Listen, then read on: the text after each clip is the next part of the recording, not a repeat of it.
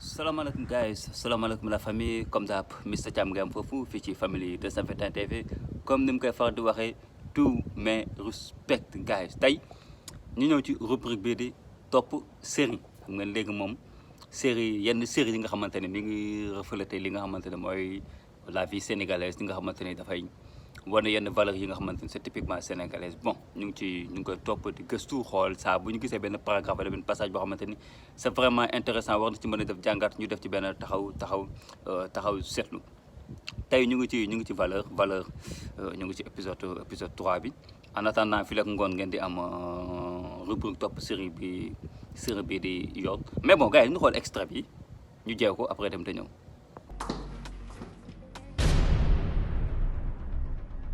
Amen. Mais nous le fichez le camp de chez moi. Je ne veux plus vous voir. Génne leen sama kër génne leen. Dem leen foo leen xam jëm leen allez toi fils le gars allez dégage bu amul kii gaaw taxañ leen xoolal gis nga xam nga bu leen digal bés ni ki tey bëggatuma leen gis àddina bëggatuma leen gis àlaxira parce que yéen da ngeen ma bëgg a rey comme seen yaay. mu ngi noonu la famille mais balaa ñuy démarrer yow muy soog a dugg abonnel bés cloche bi mën di jot notification yi gars yi bu ñu fàtte di liker di partager les vidéos dafay doy waar boo koy seetaan doom dàkk baayam mais lu waral mbir mi la njëkk mooy li vidéo bi wane c'est le vieux en premier moo dàkk ñaari doomam ku góor ak ku jigéen ci yenn circonstances ak nu mu mënti demee ak lan la xale yi def ba bàyyi war a mën a dàq doomam ci këram doom boo xamante ni yow yaa ko jur ci sa geño doom boo xamante ni sa kanam la màggee lu ci mënti am circonstance bu mënti am wala conséquence bu ñu ci mënti tiré jaru ko sa doom ak lu mënti mel yow yaa ko jur ci sa geño dafa am solo responsabilité parentale dafa am solo gis nga doom boo ko juree xamal ne am na responsabilité bu mag a mag boo xamante ni pesé wu na sa kaw faut pas être là ñuy juma def ñuy juma bañ a bàyyi xel si yenn yi damay jàpp ne yëfu maa tay la ndax pour man sa doom boo ko juree même bu dul sonalee sa kër gi même bu jëlee paak ne da lay rey ak lu mu la mënti def prends tes responsabilités xam ne bi ngay jur doom bi yow yaa jël décision ne da ngay jur doom boo jëlee décision ne da ngay jur doom fonder une famille là tu es responsable dans la vie il faut être responsable tâche de responsabilité kenn du ko daw ak circonstance bu mu mënti daw kenn du ko daw gis nga paa bi muy métti wala bi ko xale yi sonalee daf leen jël dàq leen génne leen ci kër gi jamono dafay dox doom kenn xamul ban mooy jëriñ doom muy góor muy jigéen muy bu góor bi muy bu jigéen bi kenn xamul ban mooy njëriñ moo tax parfois yenn actes yi wala yenn actions yi bu ñu koy def rek nañuy sóoraale suba quoi tey peut-être que paa bi jamono bu muy dàq doom yi jamono bu mu leen di génnee peut-être que boobu booy yi soxla woon nañu seen soutien parental soxla woon nañu seen soutien wu pap parce que boobu noonu ñu ngi ci digg ndaw peut-être amaana ñu ngi woon ci jàng wala ñu ngi woon ci leneen ñu soxla woon seen soutien wu pap soxla woon ku leen gunge booy seetaan série bi ak fii femme bi mujjee yow jàngat boobu noonu lecture boobu noonu ngay am quoi et puis boo xoolee réaction wu femme bi da ngay xam ni kii bi leen di paa bi di dàkk boobu soxla woon nañu seen pap dàkk leen génne leen ndax lan dañ ko sonal sa doom lan ban coono ban pression la war a mën a teg ba mu jaral la nga jël ko naan da nga koy dàkk da nga koy génne sa kër boobu manque